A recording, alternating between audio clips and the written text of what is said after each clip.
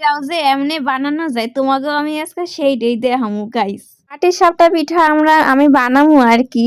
তো যাই হোক গাইস, এই যে আমার হচ্ছে ব্যাটারটা এখানে নারকেল আর হচ্ছে চালের গুঁড়া দিয়ে আমি তৈরি করে নিছি। তারপরে একটা তাওয়া গরম করে আমি দিয়ে দিলাম তেল। আর গাইস আমি তেলটা কি দিয়ে দিতেছি তোমরা কেউ কইতে পারবা? পেঁপে গাছের ডান্ডা আর কইরা নিছি গাইস, কি আর করুম, খাইবার ইচ্ছা করছে মানে খামু, কিছু থাকুক আর না থাকুক। তারপর আমি এই যে অল্প অল্প করে দিয়ে দিতেছি, আর এইটা উঠাইতে যে আমার কি যুদ্ধ করতে লাগছে তোমরা দেখতে থাকো। আর গাইস টুক করে সাবস্ক্রাইব, লাইক আর কমেন্টটা কিন্তু করতে ভুইলো না।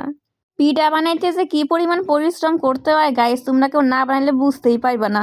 আর এই যে এখন আমি এই পুরটা এইটার মধ্যে দিয়া দিমু আর কি। দেখো পুরটাও কি সুন্দর দেখা, তো আমার এখনই মনে হইতেছে আমি খাই, কিন্তু কি আর করা যাবে, তাহলে আমার আবার এরকম যুদ্ধ করিবার নাগবো।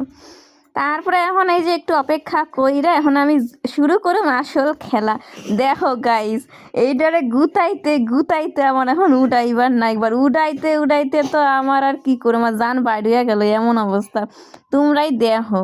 আরে পিঠা, তুই যে কি করতেছস? আমার পিঠা তো গাইস উঠেই না। এই যে তাও একটু কষ্ট মষ্ট করে যে কি করে আমি উঠাইছি। এইবার দেখো এইটুকু আর উঠে না, আদা উঠাইছে আদা আর উঠতে চাইতেছে না। তাহলে তো আমার খালি সেকার উপর সেকা দিয়েই যাইতেছে। তারপরে আমি কোনো রকম করুম যে আমি তো উঠাই যাইছিলাম, তুই উঠবি না মানে দেখ আমি তোর সাথে আমি কি করি। তারপর তো আমি টাইনা টুইনা পিঠা সিরুক কিন্তু সিরা পিঠাই খামো, কিন্তু আমি উঠাইয়াই খামো। তারপরে এই যে দেহ উঠাইতেছি, আর চাকু মাকু আমি সব কিছু, আর চাকু সব নিয়ে আমি চলে আসি গাইস পিঠা উঠাইতে। চাকুর সাহায্যে তো একটু উঠাই নিলাম। তারপরে এই যে পিঠা উঠানো হইয়া গেছে গাইস, বা